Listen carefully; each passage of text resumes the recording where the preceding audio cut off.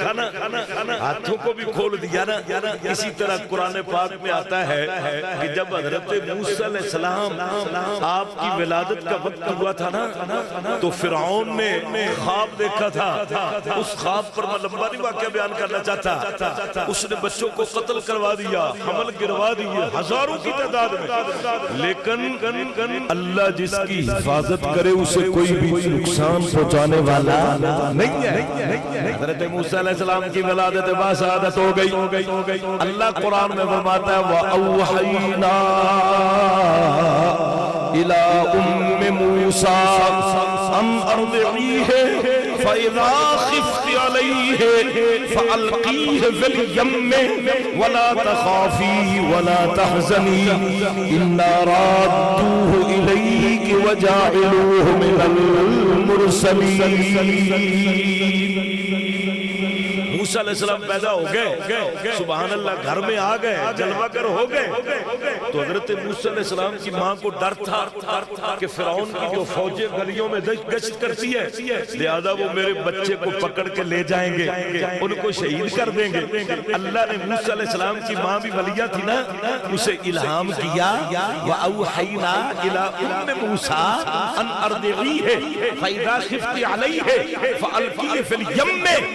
اللہ تعالیٰ نے قرآن میں اس ارشاد کو نقل کر دیا حضرت موسیٰ علیہ السلام کی ماں کا. اللہ نے بھائی کی الہام کیا, اے موسیٰ کی ماں اس طرح کر کہ تو ڈرنا نہیں ہے, اس بچے کے لیے ایک ڈبہ بنا کرنا, سبحان اللہ, صندوق جس کے سوراخ روئی سے بند کر کے نا اس کو اس پہ رکھ کرنا, فی الیم میں دریا کے سپرد کر دے.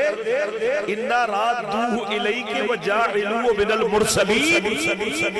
کہ تو گھبرانا نہیں, خوف نہیں کرنا, ہم تیرے بیٹے کو تیری طرف لوٹا بھی دیں گے اور رسولوں میں سے اس کو رسول.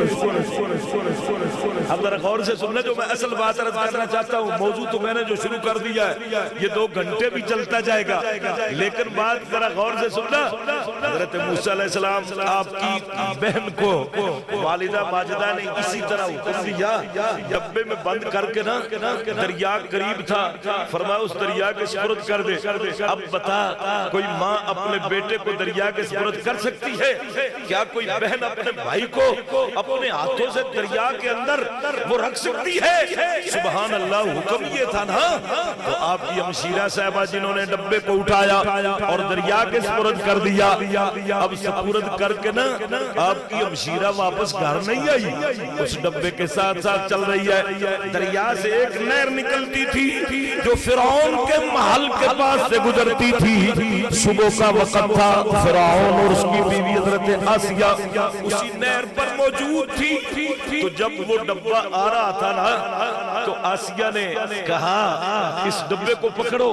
جب ڈبے کو پکڑا تو اس کو منہ کھولا تو اس میں حضرت موسیٰ علیہ السلام. قرآن میں فرماتا ہے وَأَلْقَيْتُ عَلَيْكَ مَحَبَّةً مِّنِّي, اے موسیٰ ہم نے تیرے چہرے میں ایسی کشش ڈال دی جو دیکھتا جاتا وہ تجھ سے عاشق ہو جاتا. دیکھتا جاتا اس کے دل میں محبت پڑ جاتی تھی. اللہ قرآن میں کہتا ہے نا, اے موسیٰ, فرمایا کہ عدو لی و عدو اللہ, اے موسیٰ ہم نے تیرے اور اپنے دشمن کے گھر میں تیری پرورش کی. جب فرعون کہنے لگا کہ یہ بچہ وہی ہے جو مجھے خواب میں نظر آیا ہے, حضرت آسیہ نے ہاتھ پکڑ لیا, فرمایا دیکھ تجھے تو خواب آئی ہے اس شہر کے اندر, یہ تو دریا کے اندر آ رہا ہے, پتہ نہیں کس شہر سے آیا ہے. ایک میرے پاس بھی بچہ نہیں, میرے پاس بھی بچہ نہیں, ہم اس کو اپنی آنکھوں کو ٹھنڈک بنا لیں گے. اب اس کے دل میں بھی محبت پڑ گئی. موسیٰ علیہ السلام کو گھر میں لے گئے, اس محل میں لے گئے, آواز دے دی کہ دائیوں کو بلاؤ. اب ہر دائی فخر کرتی تھی کہ مجھے انعام ملے گا, بادشاہ کے دربار سے اتنا انعام ملے گا. ساری دائیں آئیں. اللہ نے وعدہ کیا تھا نا موسیٰ کی ماں تو گھبرانا, تیرے بچے کو ہم تیرے پاس لوٹا دیں گے.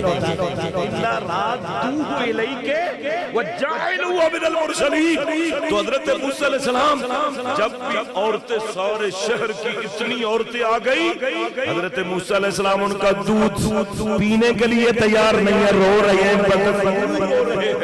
سبحان اللہ. تو حضرت موسیٰ علیہ السلام کی ہمشیرہ دروازے میں دیکھ رہی تھی کہ میرے بھائی کے ساتھ کیا معاملہ پیش کیا جاتا ہے جب آپ نے کسی کا دودھ نہیں نہ پیا. حضرت موسیٰ علیہ السلام کی ہمشیرہ آ کر کہنے لگی بادشاہ سلامت اگر تم اجازت دو تو میں بھی کوئی دودھ پلانے والی لے آؤں گے. بادشاہ نے کہا جلدی لا جلدی میرا بیٹا بھوکا ہے جلدی لے کر آؤ. موسیٰ علیہ السلام کی ہمشیرہ دوڑتی گئی جا کر کہنے لگی امی جلدی آ تجھے موسیٰ بلا رہا ہے.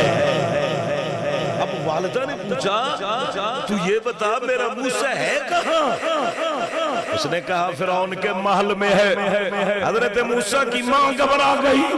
اس نے کہا جس دشمن سے ڈر کر دریا کے سپرد کیا تھا اسی دشمن کے گھر میں میرا بیٹا جا چکا ہے. موسیٰ علیہ السلام کی کیا کہنے لگی اماں اس بات کو چھوڑ یہ بعد میں کریں گے جلدی آ موسیٰ بلا رہا ہے دودھ تو پلانا دودھ تو پلانا. مفسرین لکھتے ہیں حضرت موسیٰ علیہ السلام آپ کی والدہ ماجدہ پاؤں میں جوتا بھی نہیں تھا اور دوڑتی آئیں تو حضرت موسیٰ علیہ السلام نے ماں کا دودھ ہاتھ کھول کر پیش ہو گئے. جو میں بات رد کر رہا تھا نا وہ پیچھے آ رہی ہے. ہاتھ کھول دیے اور حضرت موسیٰ علیہ السلام نے آپ کے بھر کر دیکھ کر ماں کا دودھ پی لیا. فرعون کہنے لگا یہ تیرا دودھ اس نے کیوں پی لیا ہے دوسروں کا کیوں نہیں پیا؟ سبحان اللہ. تو وہ کہنے لگی یہ ذرا نفیس عورت ہے پاک رہتی ہے بچہ بھی اسی طرح کا نفیس ہے. اب کیا ہوا بادشاہ نے کہا اتنی تیری تنخواہ ہے بچے کو گھر میں لے جا اس کی پرورش کر. اللہ نے فرمایا اِنَّا رَادُّوهُ إِلَيْكَ اے موسیٰ کی ماں ہم تیرے سے وعدہ کرتے ہم تنخواہ بھی دلائیں گے بچے کی پرورش بھی خود کریں. بات یہ عرض کر رہا تھا حضرت موسیٰ علیہ السلام کی ماں گئی تو حضرت موسیٰ علیہ السلام آپ نے نظریں اٹھا کر ماں کو بھی دیکھ لیا ہاتھوں کو بھی کھول دیا. جب حضرت علیمہ سعدیہ تیرے اور میرے مصطفیٰ کے دروازے پہ پہنچی حضرت عبد المطلب نے فرمایا اے حلیمہ اگر تو غریب ہے تو بچے پر بھی یہ یتیمی کا دھبا لگا ہوا ہے اس کو تو ہی لے کر جائے. حضرت علیمہ سعدیہ گئی تیرے اور میرے مصطفیٰ نے نظریں بھر کر دیکھ بھی لیا اور ہاتھوں کو بھی کھول دیا. میں کر رہا تھا کہ اسلام غربت سے شروع ہوا غریبوں میں رہے گا اور فتوبہ للغرباء خوش نصیب ہے جو غریب ہے صابر ہے. دیکھیں سب سے پہلے بنیاد سبحان اللہ تیرے اور میرے مصطفیٰ نے مدینہ طیبہ میں صحابہ کرام صفہ کے میدان میں پڑھتے تھے. صفہ جگہ ہے میرے برادر مکرم تو بار بار ہو کر آئے ہیں ہمیں بھی اللہ نے سعادت عطا فرمائی ہے حضور کے قدمین شریف وال کہ وہاں پہ صحابہ کرام حضور سے علم حاصل کرتے تھے. جس طرح یہ جامعہ قادریہ نا اس جگہ پہ سبحان اللہ صحابہ کی جماعت تھی. حضرت ابو سعید خدری رضی اللہ تعالیٰ عنہ ارشاد فرماتے ہیں فرمایا قال جلست فی اصابۃ من ضعفاء المہاجرین وان بعضهم لا يستتر ببعض من القرى.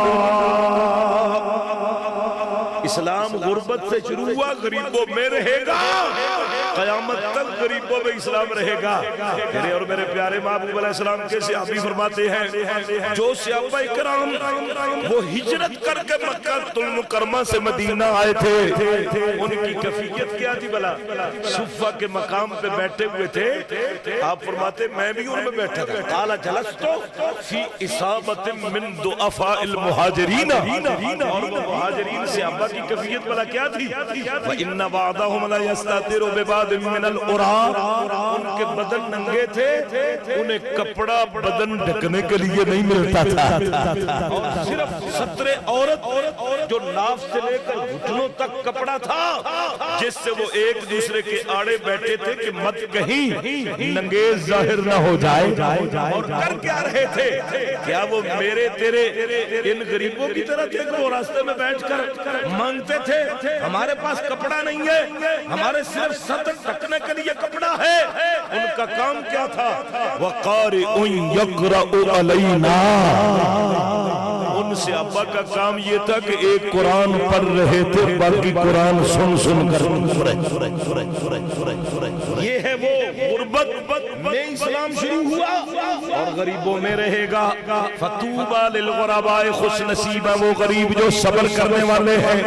حضور علیہ السلام آپ کے صحابہ وقاری یقرأ علینا، قرآن پاک پڑھ رہے ہیں، سن رہے ہیں، اچانک میرے اور میرے مصطفیٰ تشریف لائے۔